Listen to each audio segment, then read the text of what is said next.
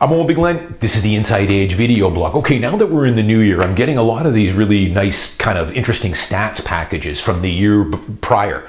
And also this new one that just came out called the Metro Vancouver Housing Data Book.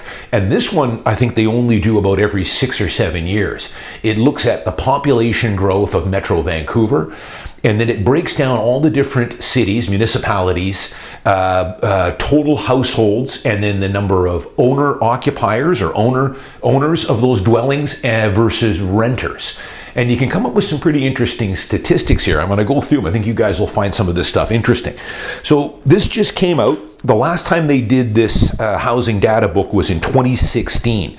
So Metro Vancouver continues to grow at a pretty quick pace. Metro Vancouver, our population now just hit 2,642,000. So, of course, BC and the Lower Mainland here is growing, as we all know. 29% of all the households are a one-person household, single person living in the dwelling, 29%. That's been going up as well.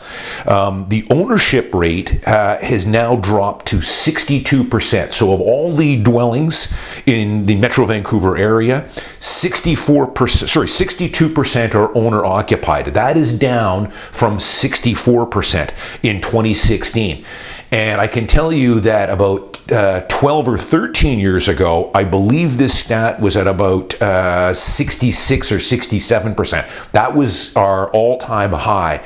So we're now dropped to 62%. This isn't surprising because, and I think this is going to accelerate, the home ownership rate is going to continue to go down, especially if we continue under socialist rule. We are now under socialist government federally with the Liberals. They are full-on left-wing, in bed with the NDP. And then, of course, in the province here, we've been under NDP rule here for, 5 or 6 years? I think if that continues, you will see this homeownership rate drop. Let me just break it down by municipality. So remember, the average is 62% median.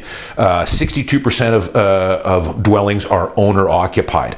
In Burnaby, it's just slightly below that number. 101,000 households, 61,000 are owned, 39,000 are renters. In Delta, it's slightly higher, 38,000, 28,000 are owners, and 18,000 are renters. Coquitlam, 55,000 total households, 38,000, almost 39,000 are owners, so it's a little bit above the average. Maple Ridge is higher. New Westminster is lower, of course, because there's a lot of rental buildings in New Westminster. 36,000 dwellings, 20,000 are homeowners, 17,000 are renters. I'll just go down the list here. Port Moody is above average. Richmond is above average. In Richmond, 81,000 households. 58,000 are owners. Not surprising. In Richmond, it's got a high Chinese population. Chinese people, for the most part, I know from experience. I do a lot of work still in Richmond. They like to be owners. And if they do rent, it's not usually for very long. Vancouver is below that 62% average. I've talked about this before. 305,000 total households. 138,000 are owners. 166,000 are renters. So more renters than there are owners in Vancouver. That number continues, the owner numbers continue to drop in Vancouver. Hey, that's how the NDP gets elected here. Renters are their major voter base. And of course, with the cost of living in Vancouver to buy homes, that renter number is more than what people are, or the owner numbers.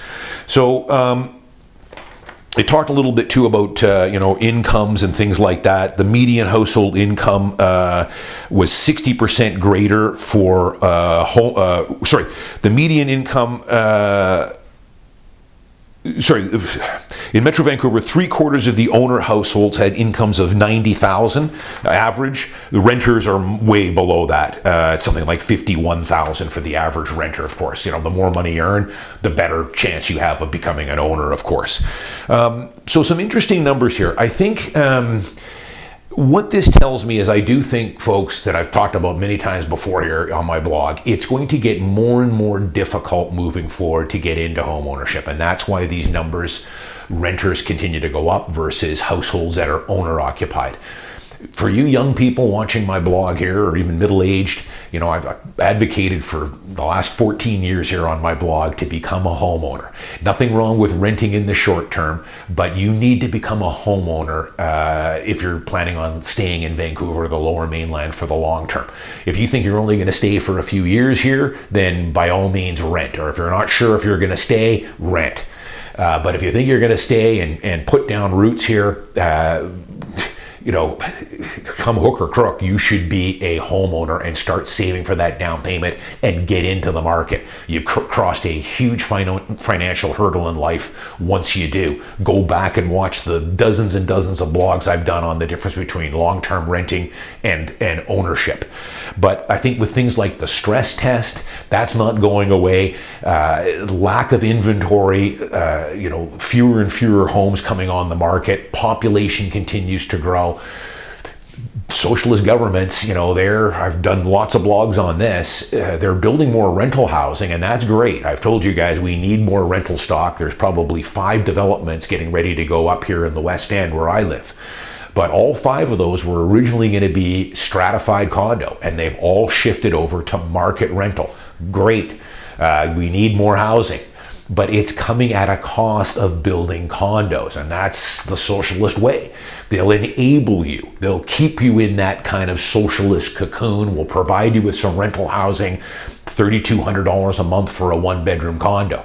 Well, you do not want to be there very long. You need to find ways, move in with a couple of roommates to cut your costs, to start saving for that down payment.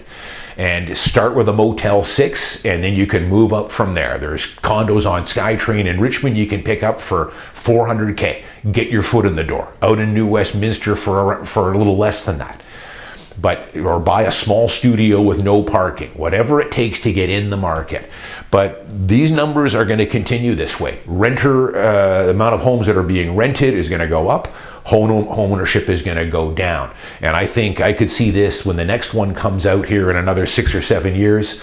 I could see home ownership dipping into the maybe high 50s, 56, 57%, and renters going up. And then in Vancouver, of course, renters already outnumber homeowners by a fairly wide margin, and that will continue. So some interesting numbers. Keep an eye on it. I'll give you guys an update when the next one comes out, hopefully. I'm Owen Bigland. Thanks for watching. See you next week.